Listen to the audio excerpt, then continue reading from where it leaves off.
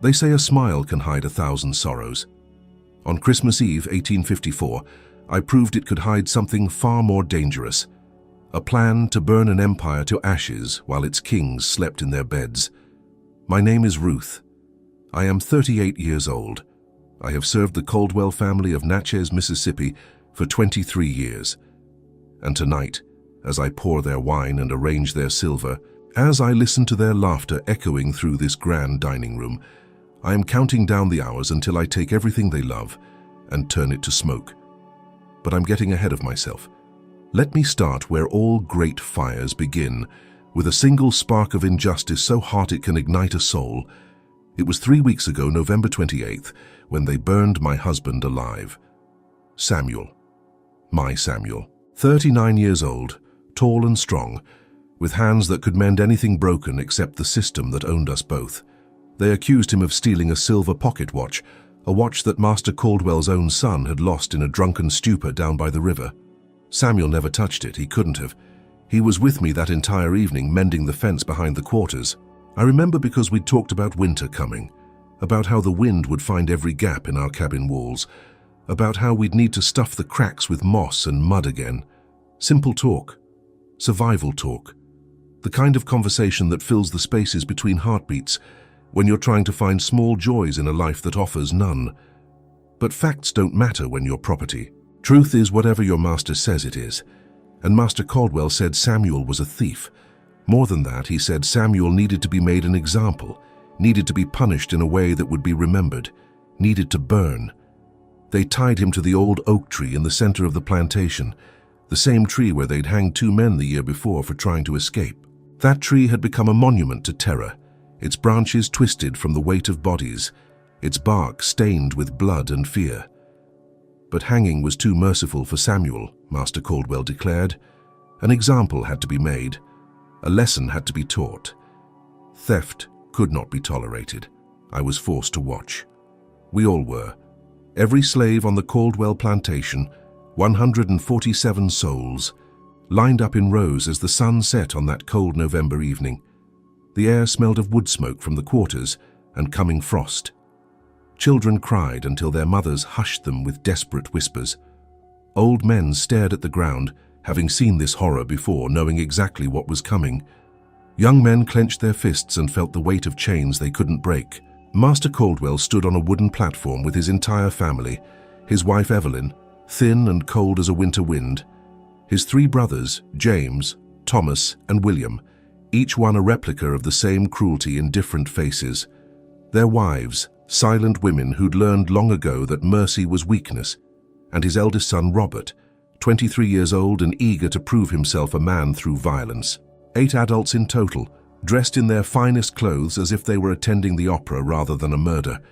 The younger children had been kept inside, spared the sight but not the lesson. They'd hear about it at dinner, learn that this was normal, that this was justice, that this was how you maintained order over people you considered less than human. Master Caldwell's voice carried across the property, strong and clear and completely certain of his righteousness. "Let this be a lesson," he announced. "Theft will not be tolerated. Disobedience will not be tolerated.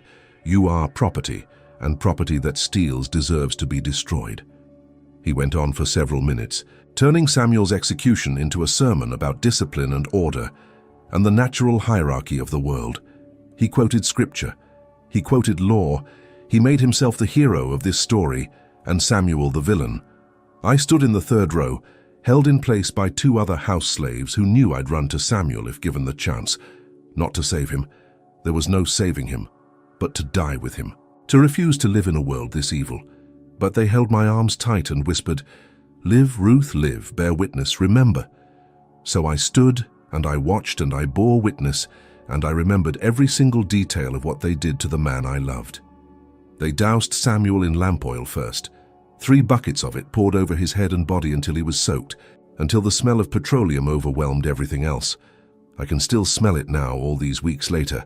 That sick, sweet scent mixing with the autumn air and the smoke from the quarters and the fierce sweat of 147 people being forced to watch murder and call it justice. Samuel looked at me across the crowd. We were maybe 30 feet apart, but it felt like miles. He didn't cry. He didn't beg. He didn't give them the satisfaction of his fear. He just looked at me, and in his eyes I saw everything we'd built together in 15 years of marriage.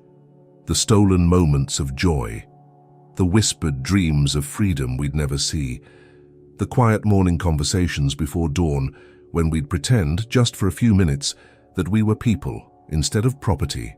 The nights when we'd held each other and felt, however briefly, that love could exist even here, even in hell, even in chains. And then he mouthed 2 words: live free. Not live, not goodbye, not I love you. Live free. Those were his last words to me, shaped by lips that would never kiss me again. Spoken without sound because even his voice had been taken from him. Live free. As if freedom was possible. As if I could do anything but survive. As if there was a world beyond this plantation where I could be anything but a runaway slave with a price on my head. But I understood what he meant. He meant, don't let them kill your soul. Don't let them make you into nothing. Don't let them win. And in that moment, I made a decision. I would live, and I would make them pay. Robert Caldwell lit the torch. His father handed it to him personally, making it a family affair, making it a rite of passage, turning murder into tradition. The torch was pine, soaked in pitch, burning bright and hot. Robert held it high for a moment, letting everyone see, making sure the lesson was clear. Then he touched it to Samuel's oil-soaked clothes. The flames caught instantly. They spread so fast, faster than I'd imagined fire could move, racing up Samuel's body like something alive and hungry. His clothes burned first, then his skin. The smell hit a moment later, that horrible smell of burning flesh and hair that I'd never encountered before and would never forget. It was sweet and wrong, and it made my stomach turn, but I couldn't look away because I'd promised with my eyes that I would watch, that I would bear witness, that Samuel wouldn't die alone. He screamed. God help me, he screamed. I'd thought he might stay silent, might deny them even that, but pain like that cannot be endured silently. It's not human. So he screamed, and I counted the seconds. 47. 47 seconds of agony before his throat closed, or his lungs failed, or his brain shut down from the pain. 47 seconds that felt like 47 years. 47 seconds that I will hear in my nightmares until the day I die.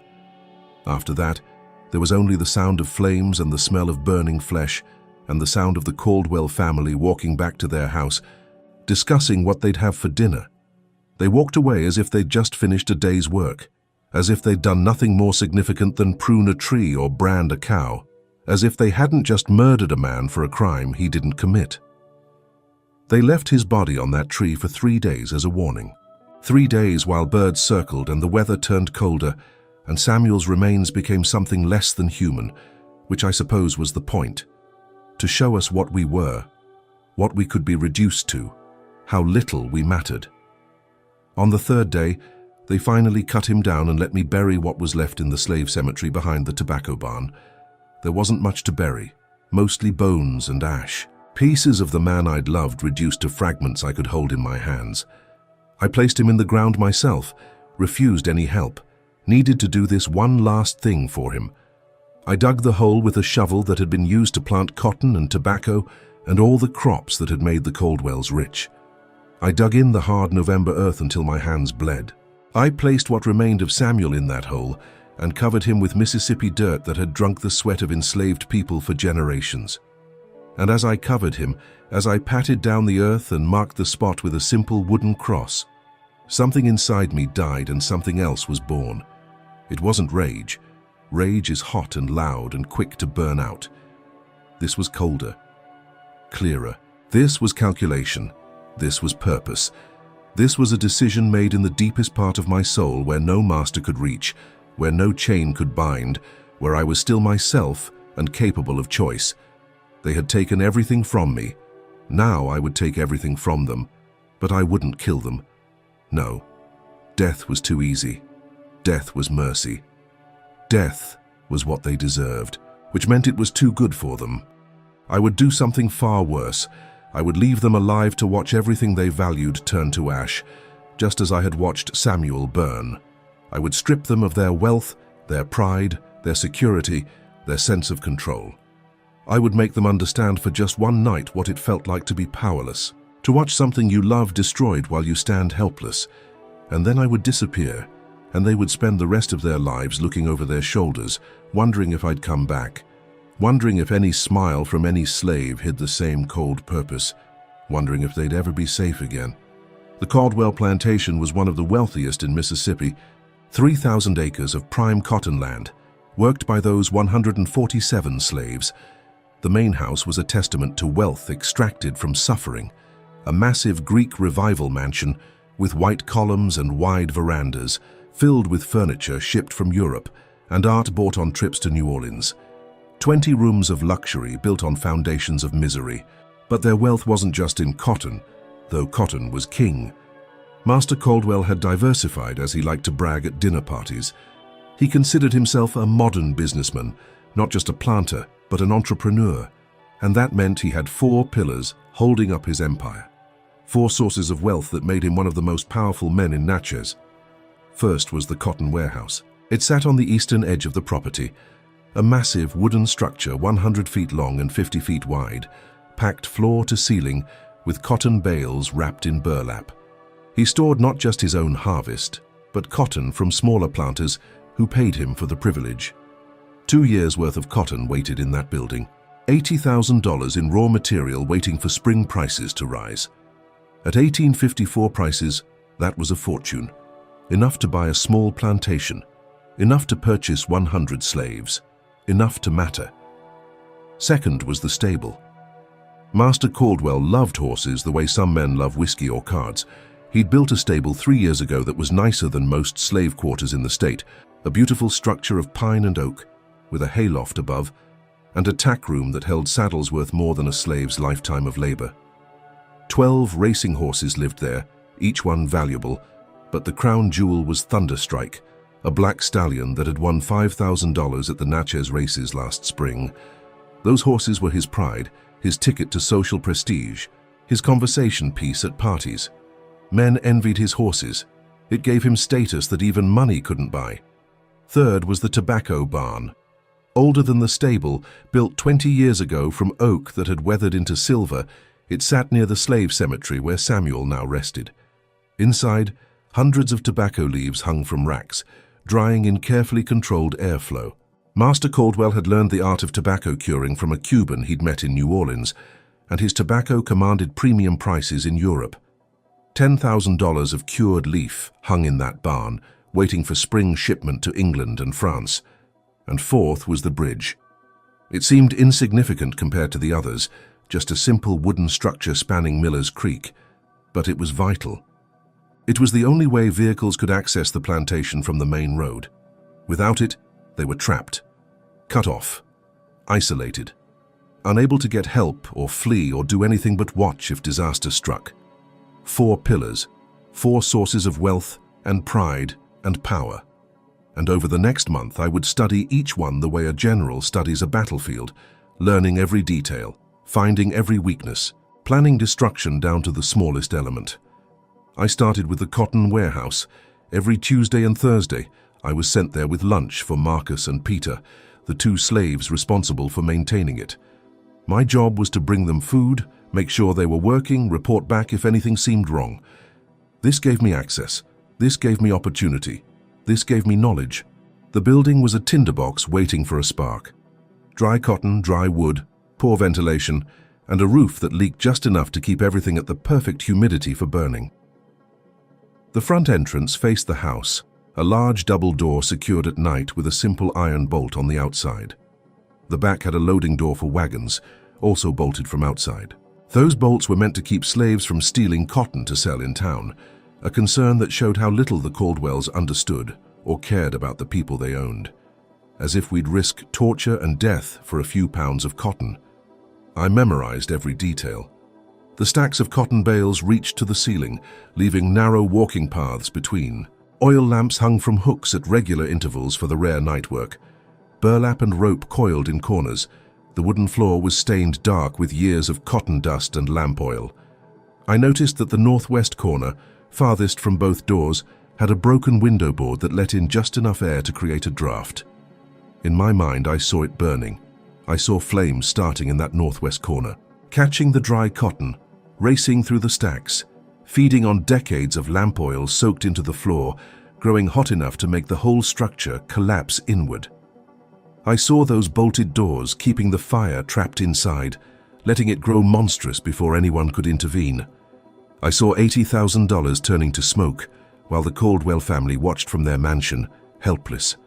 Next, the stables. I knew those horses better than I knew most people. I'd worked in those stables for 5 years before being promoted to housework, mucking stalls and brushing coats and learning to read the moods of animals that lived better than enslaved humans.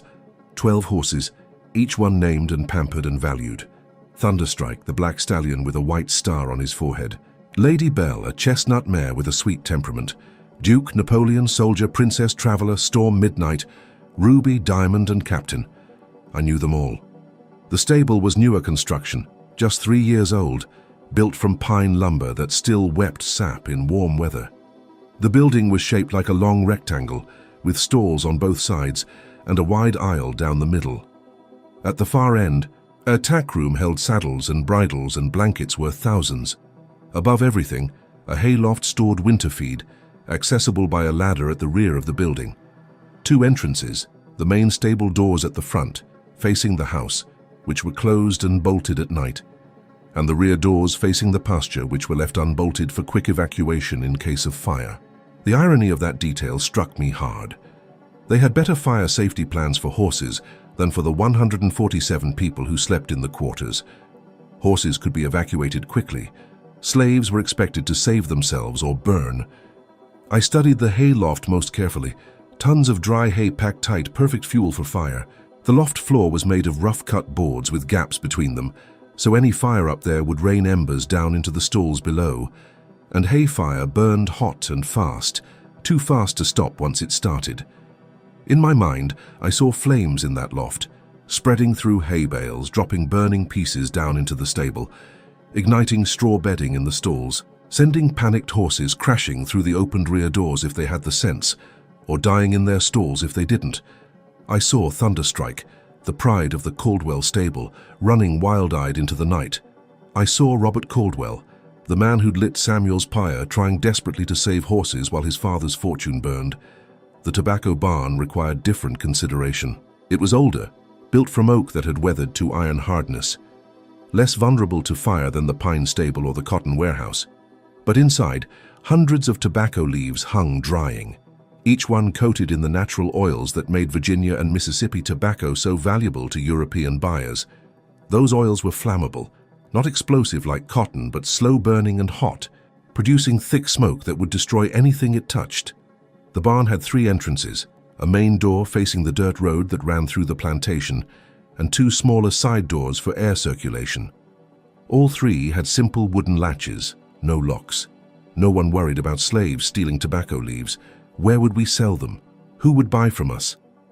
Inside, the arrangement was simple. Wooden racks ran the length of the building, each one holding dozens of tobacco leaves hung by their stems to dry. Walking between those racks felt like walking through a forest of brown and gold, the leaves rustling with any movement of air. The smell was rich and earthy, overwhelming if you stayed too long. I had walked those rows many times over the years, helping with harvest, learning which leaves were ready for curing and which needed more time. I knew that once a tobacco fire started, it would burn for hours, the leaves and racks feeding flames slowly but surely, producing smoke so thick it would be visible for miles. In my mind, I saw that barn burning from the inside out, smoke pouring from every gap in the walls. $10,000 of premium tobacco reduced to ash, another piece of Caldwell wealth destroyed. And finally, the bridge, the simplest target, but perhaps the most psychologically devastating.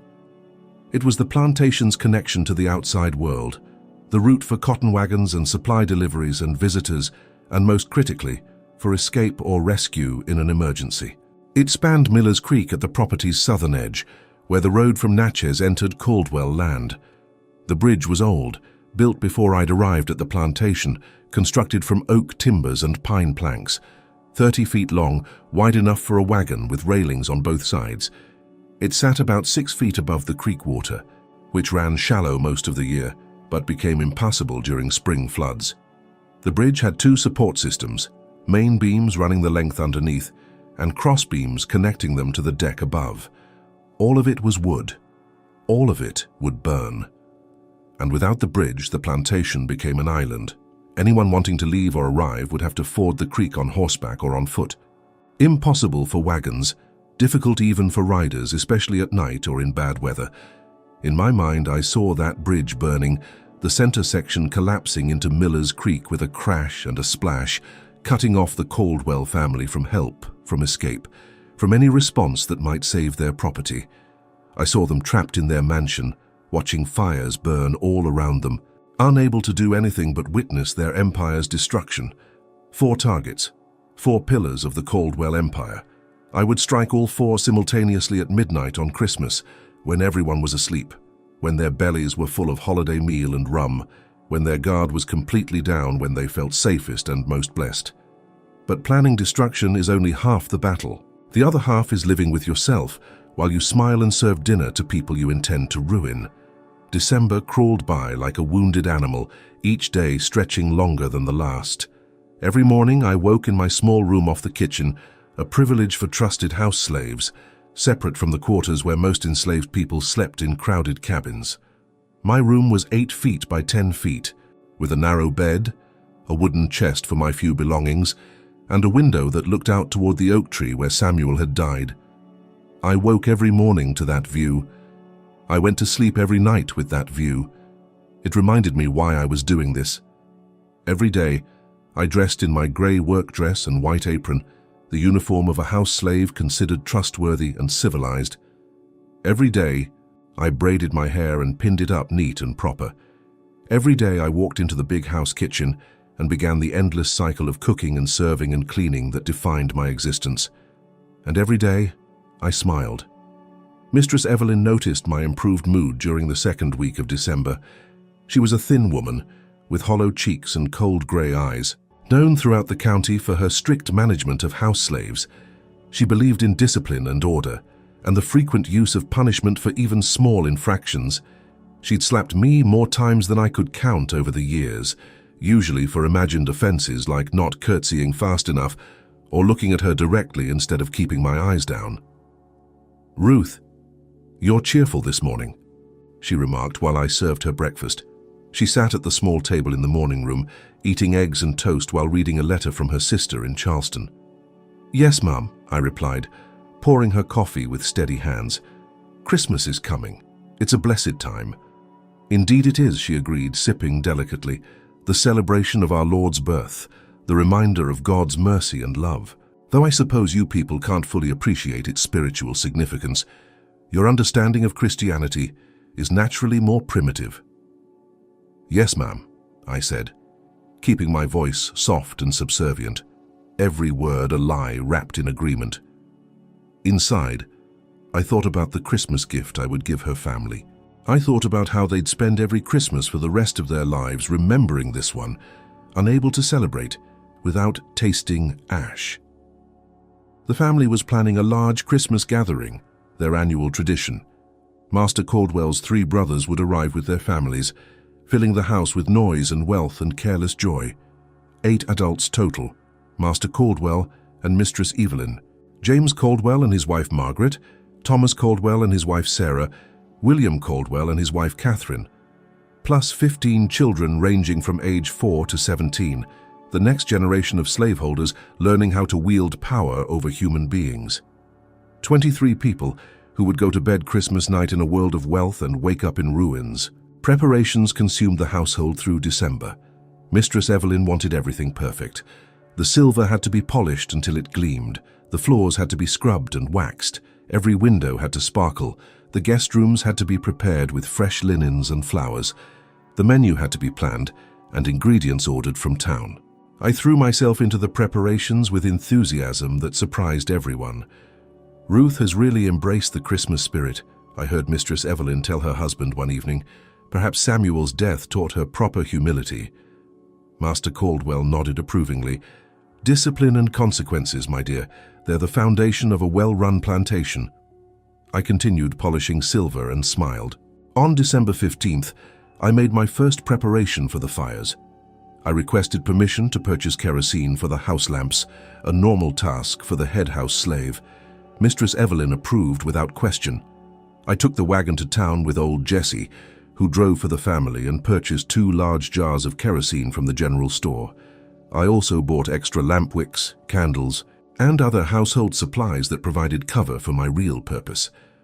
On the way back to the plantation, I hid 1 jar of kerosene behind the tobacco barn, wrapped in burlap and tucked under a loose board where no one would find it. The other jar I brought into the house and stored in the usual place. No one questioned it, no one suspected. I was Ruth, the trusted house slave, the broken widow, the obedient servant. On December 18th, I made my second preparation. I asked permission to visit Samuel's grave to mark the 3-week anniversary of his death with prayer. Mistress Evelyn, feeling generous in the Christmas season, agreed. She even gave me a small prayer book to take with me, a gesture she probably thought was charitable. I walked to the slave cemetery behind the tobacco barn, moving slowly like a grieving widow should. But once I was out of sight of the main house, I collected my hidden kerosene jar and scouted the tobacco barn carefully. I noted which side door had the loosest latch, which corner of the building was most hidden from view, where I could start a fire that would spread unnoticed until it was too big to stop. Then I visited Samuel's grave. I knelt in the dirt, and I talked to him, told him what I was planning, asked for his forgiveness if I was wrong, asked for his strength if I was right. The wooden cross I'd made for him stood crooked in the earth, already weathering from rain and cold. I straightened it and promised him that his death would mean something, that the Caldwells would pay, that justice, even incomplete and imperfect, would come. On December 21st, I made my third preparation. I volunteered to take lunch to Marcus and Peter at the cotton warehouse, something I'd done many times before. While they ate, I explored the warehouse thoroughly, noting the placement of oil lamps, the narrow gaps between cotton stacks, the broken window board in the northwest corner that created a draft. I also loosened the bolts on both doors, working the metal back and forth until the threads were worn enough that the bolts would close but could be worked free with effort from inside if someone were trapped. I wasn't a monster. If someone ended up in the warehouse when fire struck, I wanted them to have a chance to escape. But from the outside, those bolts would look securely fastened. On December 23rd, I made my final preparation.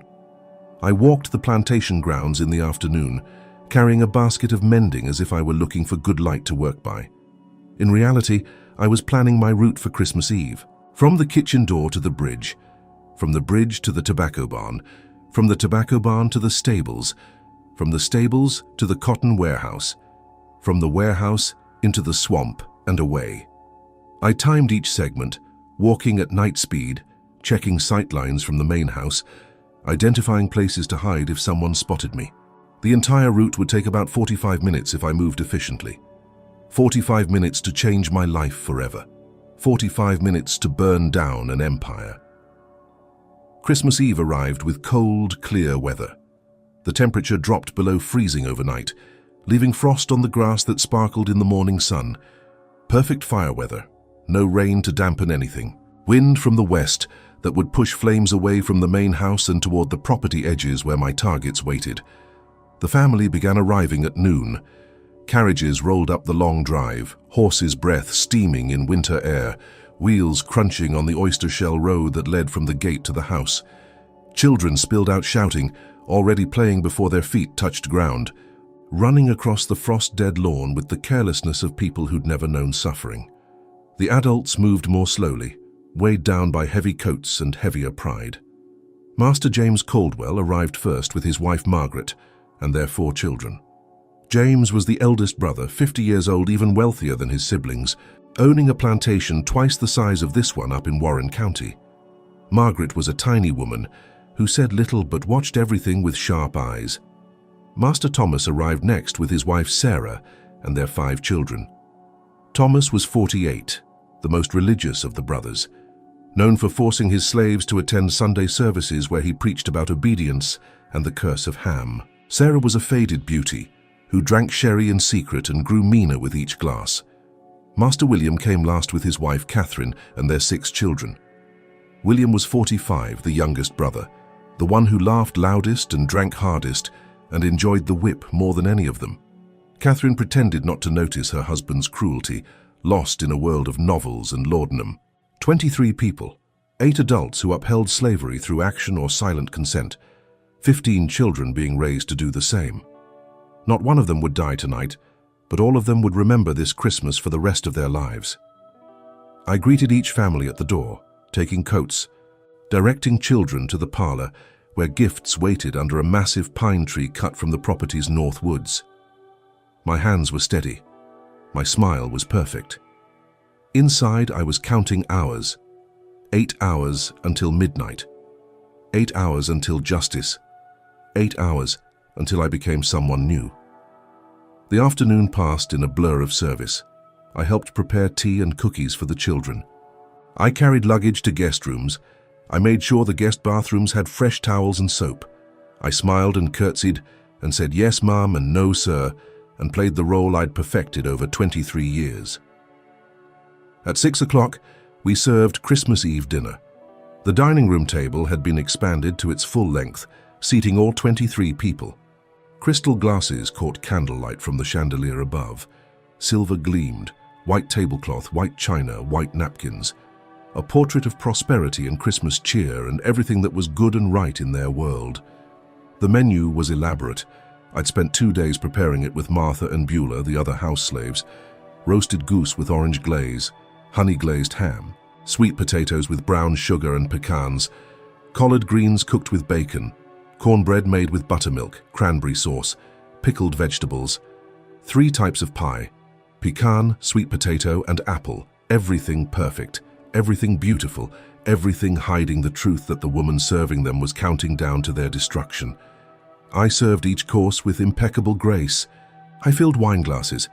I carried platters from the kitchen. I carved the goose at tableside, a skill Mistress Evelyn had taught me years ago. I answered questions with yes, sir, and no, ma'am, and I watched.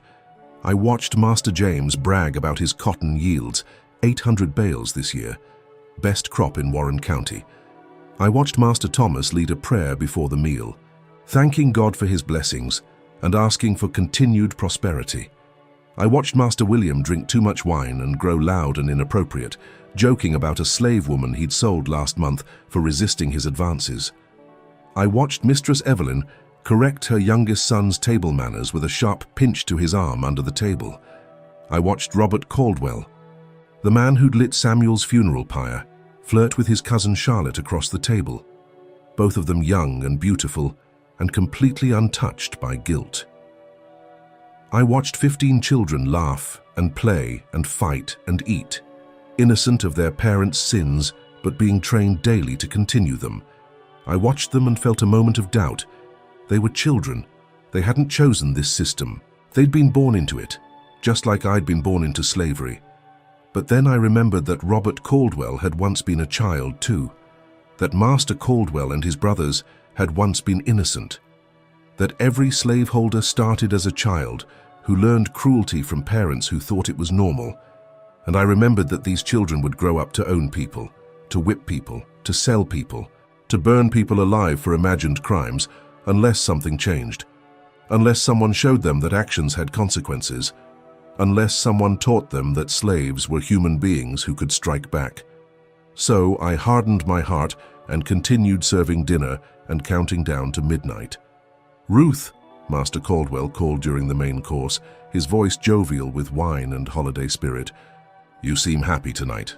That's good to see. You've been through a difficult time." The table quieted slightly, everyone looking at me with mild curiosity, the way you might look at a dog that had learned a new trick. I set down the wine decanter and folded my hands, a posture of humility and respect. "Yes, sir, I'm very happy. This will be a Christmas none of us will ever forget." He laughed. "Delighted. That's the spirit, see everyone. Even in grief, the spirit of Christmas can restore. This is what good Christian influence does. This is what proper discipline and care can accomplish. We take care of our people, and they respond with loyalty." The table murmured agreement and returned to their meal. Master Thomas nodded piously. Master James raised his wineglass in salute to his brother's wisdom. Master William laughed too loud and made a crude joke about slave loyalty that made the women blush and the men chuckle. If they'd looked closer, they might have seen that my smile didn't reach my eyes. They might have noticed that my hands, clasped in humility, were too steady for someone supposedly filled with emotion. They might have wondered why I kept glancing at the grandfather clock in the corner. They might have sensed the cold purpose radiating from me like winter air. But they didn't look closer. They never did. We were furniture to them.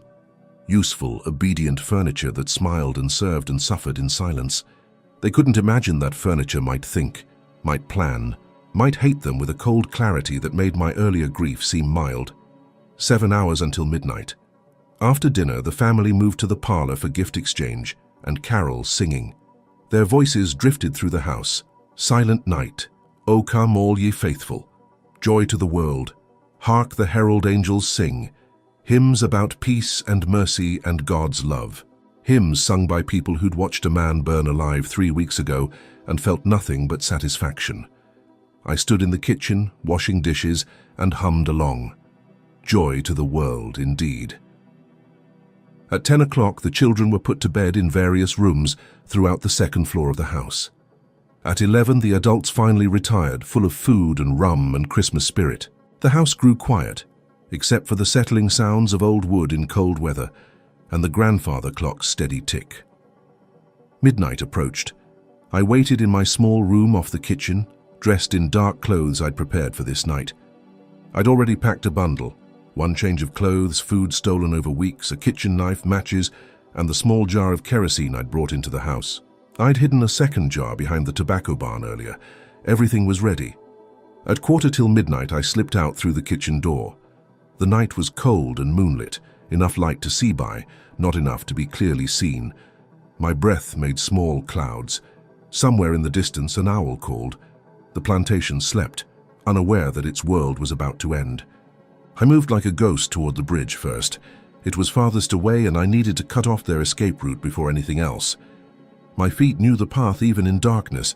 Years of walking these grounds had made them familiar as my own skin. The grass crunched under my shoes, frost stiffened and brittle. The bridge loomed ahead, a dark shape spanning Miller's Creek. The water below moved slowly, black and silver in the moonlight. I crossed to the center and pulled out my kerosene jar and matches. My hands were steady. My breath was steady. My heart beat slow and calm. I felt no rage. I felt no doubt. I felt nothing but purpose. I doused the center support beams, the railings, the planks themselves. The smell was sharp in the cold air, that same petroleum scent they'd poured on Samuel. Appropriate, poetic, justice. Then I struck a match. The tiny flame seemed impossibly bright in the darkness, a star held between my fingers. For just a moment, I hesitated. This was the point of no return. Light this fire, and I became something new, something dangerous, something they would hunt until they caught me or I died. I thought of Samuel's eyes in those last moments. Live free. I dropped the match. The fire caught slowly at first, licking at kerosene-soaked wood, testing its fuel. Then it grew bolder, spreading along the railings, dropping down to the support beams, climbing higher. Within seconds, flames ran the length of the bridge's center section. The wood was old and dry and hungry for fire. It burned eagerly, crackling loud in the cold silence. I didn't wait to watch. I had 3 more stops and limited time. I ran toward the tobacco barn, my second target, my feet carrying me along paths I'd memorized. The slave cemetery appeared first, Samuel's grave a dark shape in the moonlight. I paused there for just a moment. Watch this, my love. Watch me burn down their empire. Watch me give you justice. Then I retrieved my hidden kerosene jar and entered the tobacco barn through the side door with the loose latch. Inside, darkness was absolute. The hanging tobacco leaves rustled in the draft from the open door, whispering secrets in the dark. I stood still, letting my eyes adjust, letting the building's geography remind me where everything was. Then I moved between the rows, trailing kerosene over leaves and racks and floor. The tobacco soaked it up, drinking the fuel, preparing to burn hot and long. I worked quickly but thoroughly, making sure every section had fire to feed on. At the door, I made a final trail of kerosene leading outside. I struck another match, dropped it on the trail. The fire raced inside like something alive, eager to devour. Within moments, the first tobacco leaves caught. Flames climbed the racks, smoke billowed thick and black. The barn filled with fire so fast it seemed magical, as if the building had been waiting years for this moment. I closed the door behind me and moved toward the stables, my third target. By now the bridge fire was visible from the main house, a growing orange glow at the property's edge. I had maybe 2 minutes before someone woke and noticed. I had to move faster. The stables smelled of hay and horse and leather, familiar scents from my years working there. 12 animals stirred in their stalls, sensing something wrong. They nickered and stamped, nervous but not yet panicked. I moved to the rear doors first and threw them wide open, creating an escape route to the pasture. Then I climbed the ladder to the hayloft. I'd agonized over this more than anything else in my planning. The horses, they were innocent. They hadn't burned Samuel. They hadn't done anything wrong. They were just animals caught in the crossfire of human cruelty. But they were also the most valuable, most beloved part of Master Caldwell's empire. His pride, his status, his entry into the world of racing and gentleman planters. Without them, he lost more than money. He lost prestige. In the end, I'd decided, give them a way out, but burn it anyway. Open the doors, let them run if they could, but destroy the stable and everything in it. Let God or luck or their own instincts decide if they survived. It was more mercy than the Caldwells had ever shown to anyone. I poured kerosene over hay bales, over the loft floor, over the rafters. The fumes made my eyes water. My hands worked fast, emptying the jar completely. Then I climbed back down the ladder, struck a match, and threw it up into the loft. The hay exploded into flame with a whooshing sound that scared even me. The fire spread so fast through the loft that I barely had time to run to the stalls. I threw open every door, slapped every horse's rump, shouted at them to run. Go, get out, save yourselves. Most ran for the open rear doors, their instincts sound even in panic. Thunderstrike, the prize stallion, reared and screamed but finally bolted, his black coat shining in firelight as he disappeared into the night. Lady Belle and Duke followed, Napoleon and Soldier, Princess and Traveler. But Storm and Midnight ran the wrong direction, toward the main stable doors, confused by smoke and fear. Ruby froze in her stall. Diamond and Captain crashed into each other, trying to exit, creating a tangle of legs and panic. I couldn't help them anymore. I'd given them a chance. That was more than the Caldwells had given Samuel. I ran from the burning stable toward my final target, the cotton warehouse, the crown jewel of Caldwell wealth. Behind me, I heard the first shouts from the main house. Someone had seen the fires. Multiple voices now, confused and panicked. Who's there? Fire! Dear God, fire everywhere! Get water! Get the slaves! Ring the bell! The plantation bell began ringing, the alarm that summoned everyone to emergencies, but it was too late. My fires were already too big, too many, too well planned to stop. The cotton warehouse loomed ahead, massive in the firelight from other burning buildings. This would be the final blow. $80,000 in cotton, 2 years of harvest, the foundation of everything. I ran to the back loading door first, pulled the outside bolt closed, and jammed it with a piece of wood I'd hidden earlier. The bolt looked secure, but could be forced from inside if someone were trapped. Then I circled to the front entrance. More shouting from the house now, closer. Figures running in nightclothes. I had seconds. I poured the last of my kerosene around the front entrance, dousing the door itself, soaking the frame. My hands shook now, finally, from exhaustion and adrenaline and the magnitude of what I'd done. I struck my last match with fingers that suddenly felt clumsy. The door was old pine, dry as bone, soaked in kerosene. It caught immediately, flames racing up and across like a living thing climbing toward sky.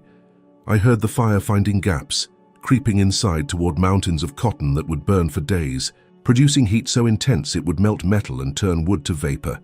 Someone's by the warehouse. A shout from near the house. Male voice. Robert Caldwell, maybe, or one of his uncles. They'd seen me. Time to go.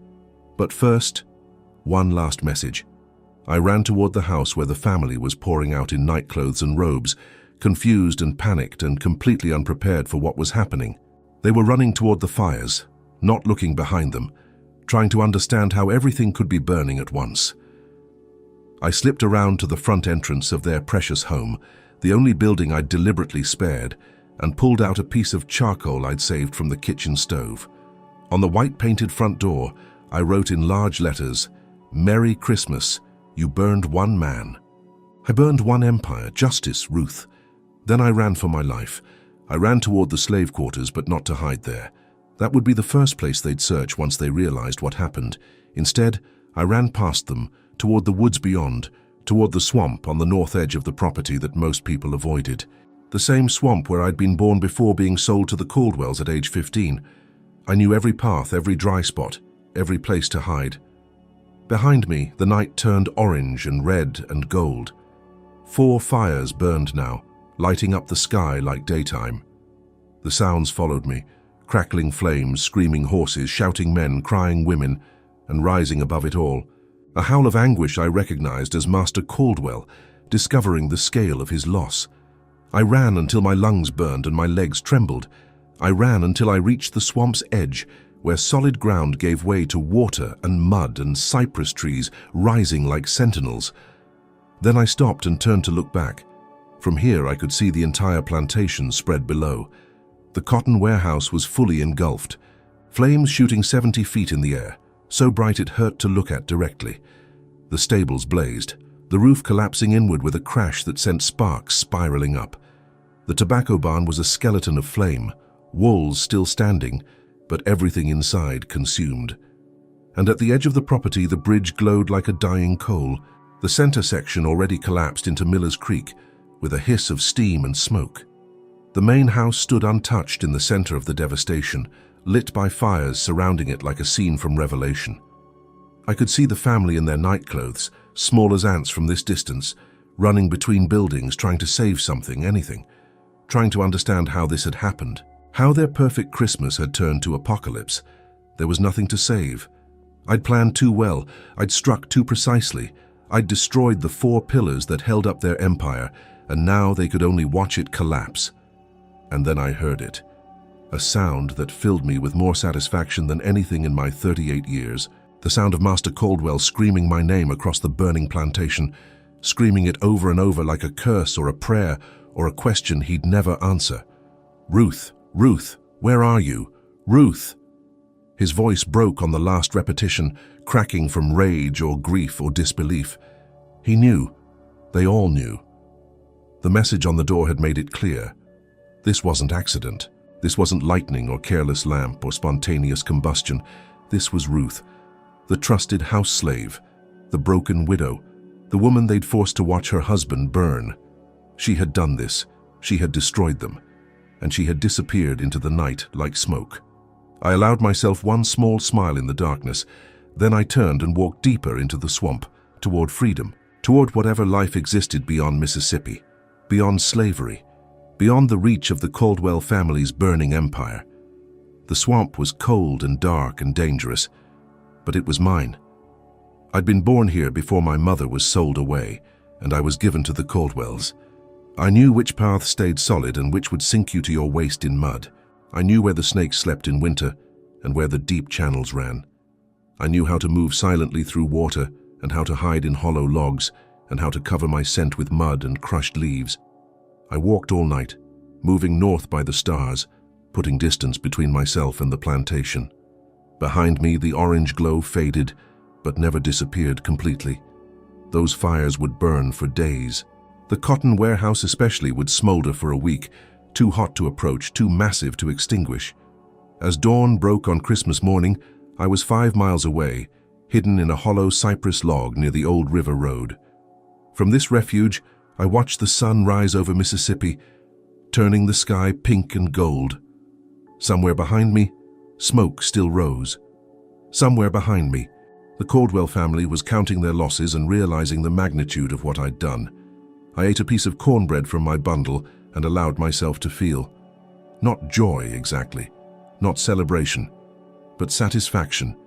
Deep, cold satisfaction. They would never forget this Christmas. They would never forget Ruth.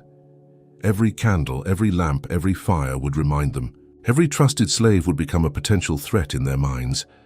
Every smile would hide possible vengeance. I'd wanted them to understand what it felt like to lose everything while standing helpless. I'd succeeded. And now I would disappear, and they would spend the rest of their lives looking over their shoulders, wondering if I'd come back to finish what I'd started.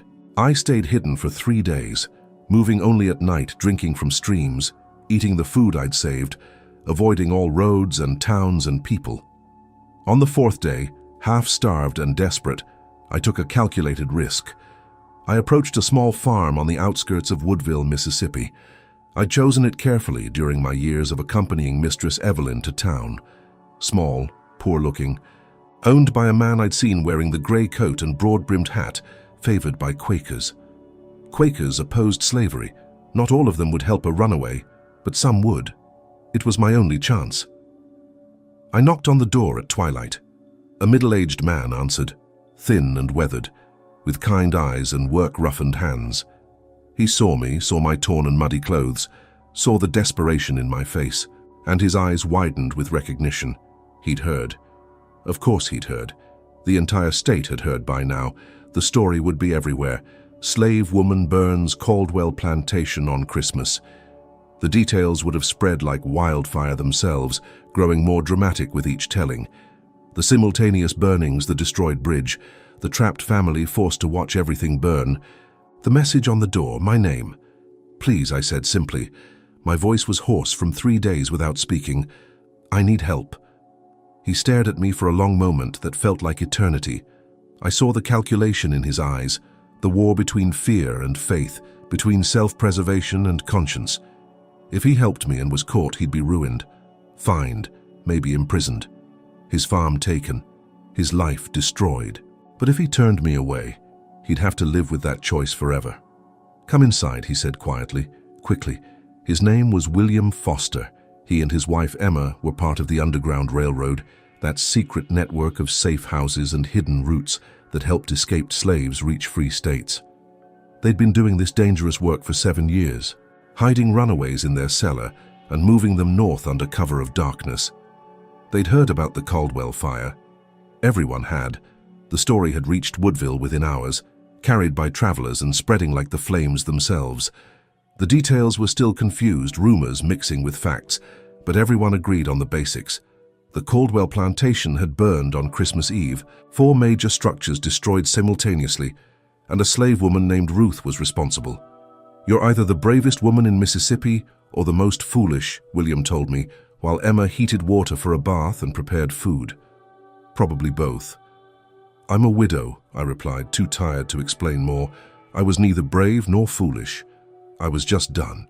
They kept me hidden in their cellar for 2 weeks, while search parties combed the area. Apparently, the Caldwell family had offered a $500 reward for my capture, dead or alive. $500, more money than most people would see in a lifetime. That reward brought out every slave catcher, bounty hunter, and opportunistic farmer between Natchez and Louisiana. They searched houses, barns, churches, and businesses. They questioned every slave and free black person they encountered.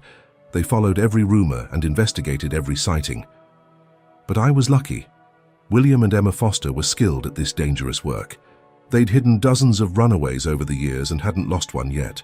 Their cellar had a false wall that created a hidden space just large enough for 2 people. They stored potatoes and turnips in front of it. Even if someone searched the cellar, they'd see only vegetables and winter stores. I spent those 2 weeks in darkness and silence, listening to footsteps above, hearing muffled voices as searchers came and questioned William, holding my breath while they looked through his barn and outbuildings. But they never found the hidden space. They never imagined a Quaker farmer would risk everything to hide the most wanted fugitive in Mississippi. During those long days, Emma brought me news from town. The details of my destruction became clearer with each report. The cotton warehouse had burned completely to its foundation, $80,000 in cotton reduced to ash. The insurance claim was denied because the fire was clearly arson. Total loss. The stables had burned to the ground. Of the 12 horses, only 7 survived. Thunderstrike, the pride of the Caldwell racing stable, had broken his leg fleeing into the night and had to be shot. The other 4 died in the fire, trapped by smoke and panic. Total loss of Master Caldwell's racing prospects and breeding stock, easily another $20,000 gone. The tobacco barn and its entire contents were ash.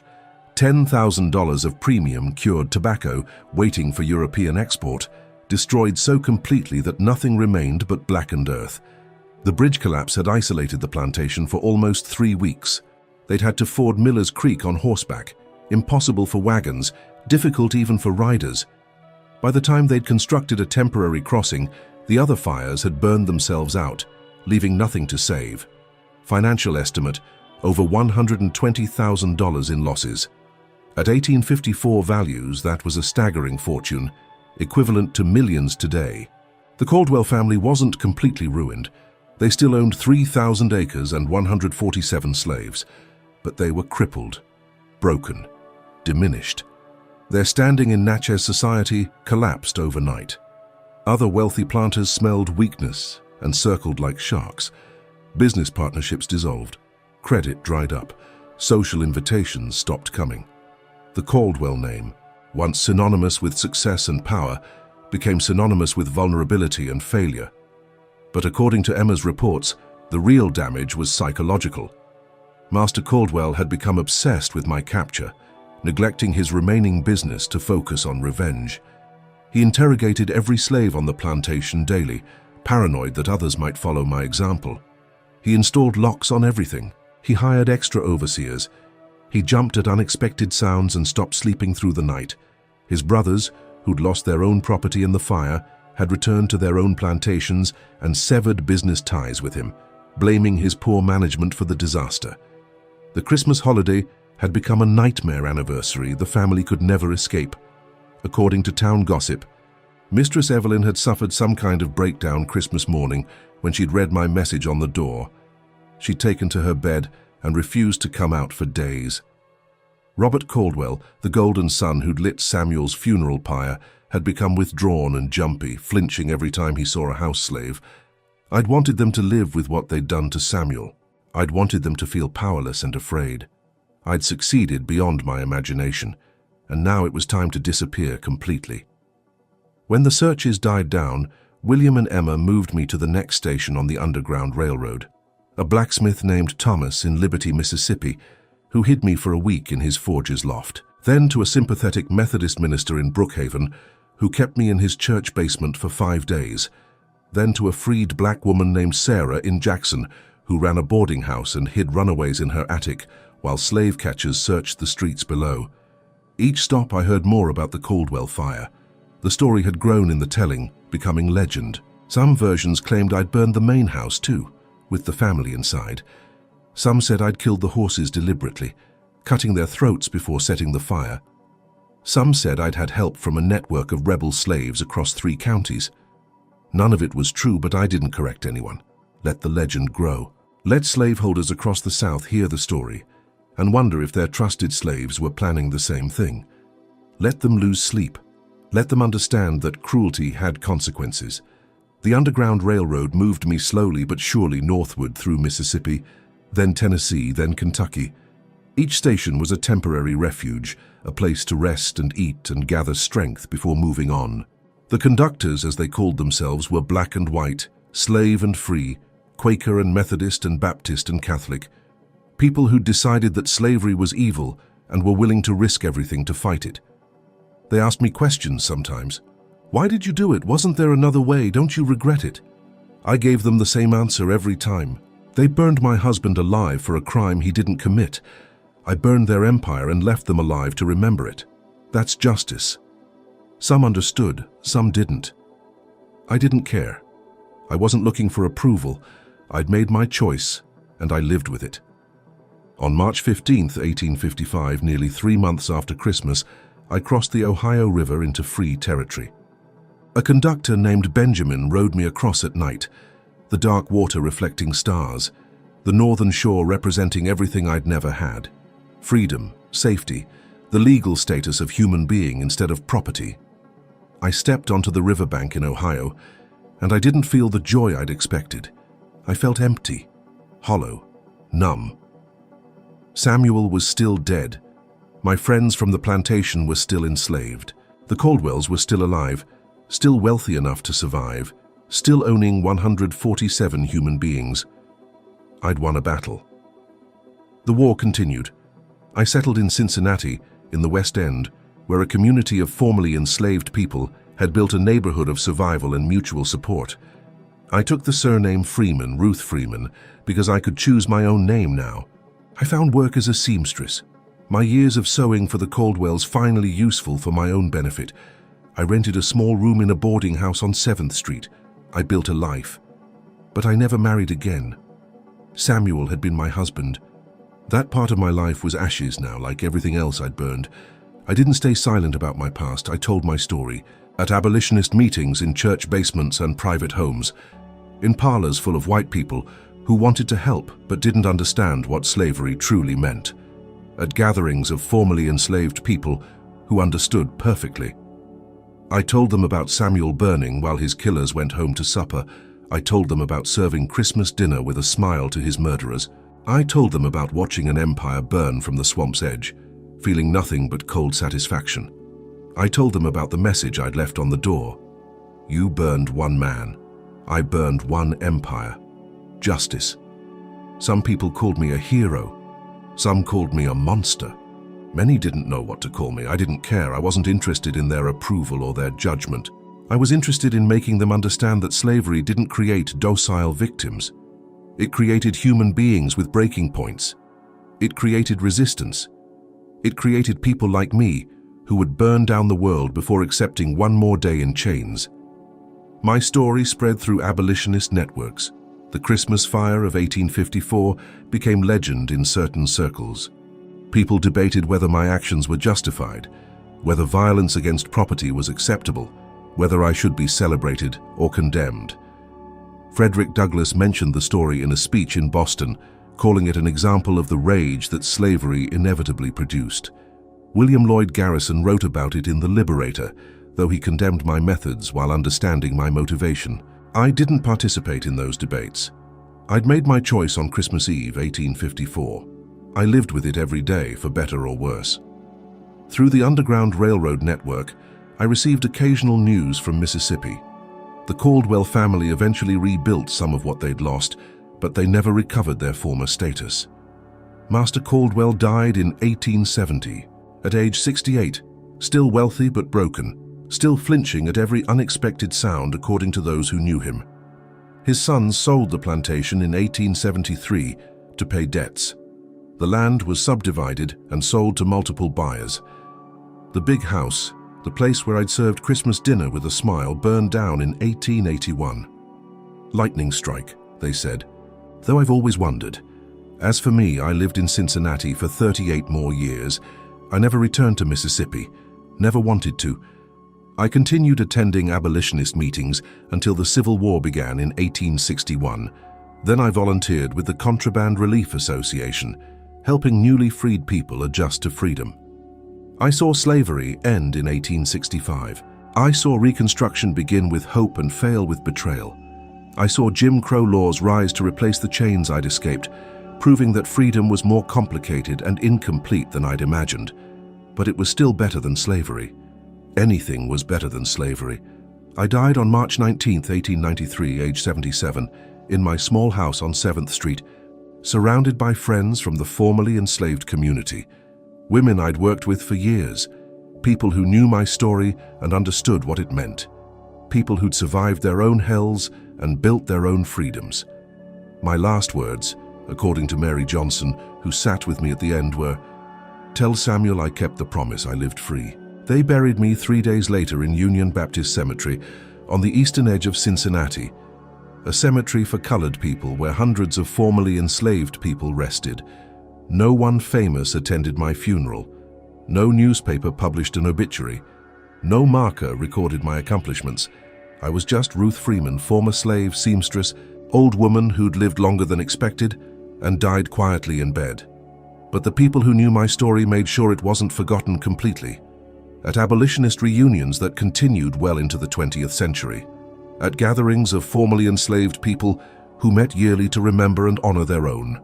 At meetings where history was remembered and passed down to children and grandchildren who'd been born free, but needed to understand the price their ancestors had paid. They told the story of Ruth, the woman who served Christmas dinner with a smile and burned an empire by morning, the woman who chose destruction over submission, the woman who proved that even the most powerless could strike back, the woman who left a message on her master's door that became a warning to every slaveholder in America. Your property is watching you, and property can burn. The story changed with each telling, as stories do. Details were added or lost or transformed. I became taller, younger, angrier, more heroic than I'd actually been. Some versions claimed I'd freed dozens of slaves that night. Some said I'd fought off slave catchers single-handedly. Some made me a larger-than-life figure of resistance and revenge. I didn't mind wherever I was after death. Stories need to grow to survive, and if my story grew big enough to scare slaveholders and inspire the enslaved, then I'd accomplished something beyond that one night of fire. The truth was simpler and sadder than legend. I was a woman who loved her husband, watched him murdered for nothing, and responded with calculated devastation. I destroyed property, not people, because I wasn't the monster they'd tried to make me. But I made sure they understood that there were fates worse than death. That living with loss, with failure, with fear, with the memory of your own helplessness could be its own kind of torture. Did I have regrets? Yes. I regretted that Samuel died for a crime he didn't commit. I regretted that my actions didn't free a single slave from the Caldwell plantation. I regretted that justice, when it came, was so incomplete. I regretted that I couldn't do more, burn more, destroy more, until every chain was broken and every slave was free. But I didn't regret the fires. I didn't regret the message on the door. I didn't regret making them afraid. I didn't regret living free for 38 years in Cincinnati, building a life that was mine, dying in a bed I'd chosen, in a house I'd rented with money I'd earned. Because for one night on Christmas 1854, I wasn't property. I wasn't a victim. I wasn't helpless. I was Ruth, and I made them burn. This was the story of Ruth Freeman, born into slavery in Mississippi around 1816, freed by her own actions in 1854. She escaped to Ohio via the Underground Railroad in early 1855 and spent the rest of her life in Cincinnati working as a seamstress and telling her story at abolitionist gatherings. She died in March 1893 at age 77 and was buried in Union Baptist Cemetery, now a historic site. The fire at Caldwell Plantation on Christmas 1854 is documented in Adams County, Mississippi courthouse records as a property loss exceeding $100,000, but no perpetrator was ever officially named or captured. Ruth's role was known through oral history in the abolitionist movement and later documented by historians of slave resistance. The Caldwell family sold the plantation in 1873, never fully recovering from the economic and social damage of that Christmas night. Ruth's story remains one of the most remarkable examples of calculated resistance during the slavery era, a testament to the indomitable human spirit even in the darkest circumstances. The echoes of Ruth's defiance reverberate through time, a stark reminder of the courage it took to resist impossible odds. If these untold stories of resistance and survival move you, join our community. Subscribe to hear more hidden truths from the shadows of American slavery. Your support keeps these powerful narratives alive. Leave a comment sharing what resonated with you most about Ruth's story, and tell us where you're watching from. I'm freezing. I'm bleeding. Slowly fading away. But don't worry, I'm fine.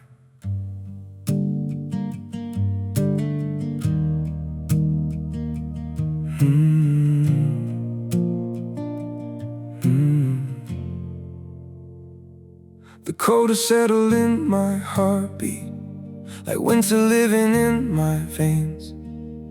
Every breath feels numb and fragile. Every smile just hides the pain. I'm breaking quietly in silence, falling slow without a sound. Yet I keep saying I'm okay, while my world burns to the ground. I'm frozen here, I'm bleeding slowly, dying piece by piece inside. But I still whisper, it's alright, just to keep you from goodbye. I'm shattered, love, but don't you worry, I'll pretend till my last breath. Even while my soul is fading, I'll say everything's okay. Maybe pain just learned to live here, maybe sorrow feels like home. So I wear my wounds like armor and survive them all alone. I'm frozen here, I'm bleeding slowly, dying piece by piece inside. But I still whisper, it's alright, just to keep you from goodbye. I'm shattered, love, but don't you worry, I'll pretend till my last breath. Even while my soul is fading, I'll say everything's okay. If you ever see me smiling, no, it's just my last defense. 'Cause sometimes love means hiding how much you're suffering. No, I'm frozen here, I'm bleeding slowly, dying piece by piece inside. But I still whisper, it's alright, just to keep you from goodbye. I'm shattered, love, but don't you worry, I'll pretend till my last breath. Even while my soul is fading, I'll say everything's okay. It's okay.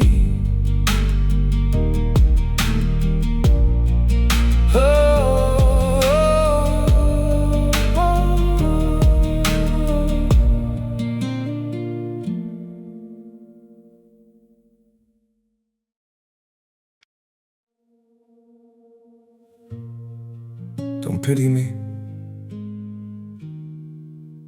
My heart doesn't need your mercy. I can still stand on my own.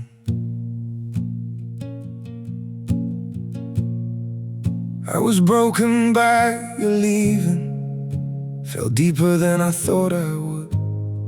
But pain has taught me how to heal now and survive what once I couldn't. You don't have to look back sadly, don't reach out with guilty hands. What you shattered made me stronger, now I rise where I once collapsed. My heart doesn't need your pity, not another empty sign.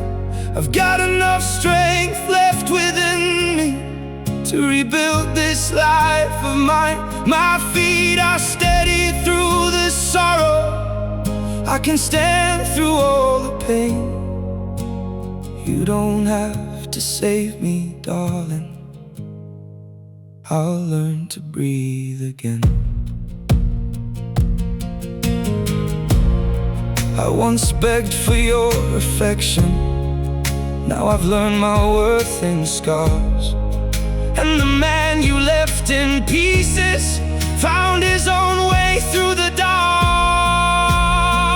My heart doesn't need your pity, not another empty sign. I've got enough strength left within me to rebuild this life of mine. My feet are steady through the sorrow, I can stand through all the pain. You don't have to save me, darling, I'll learn to breathe again.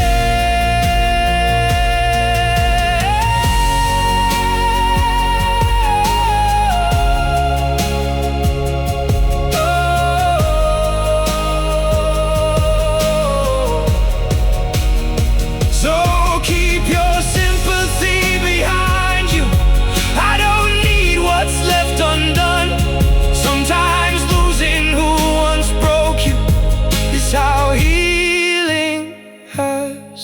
begun.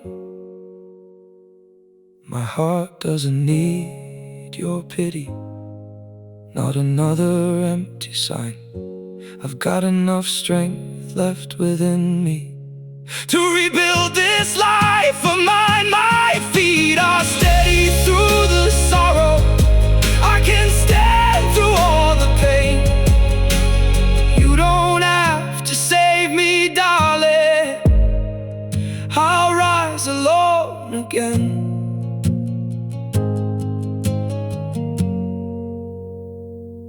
I'll rise alone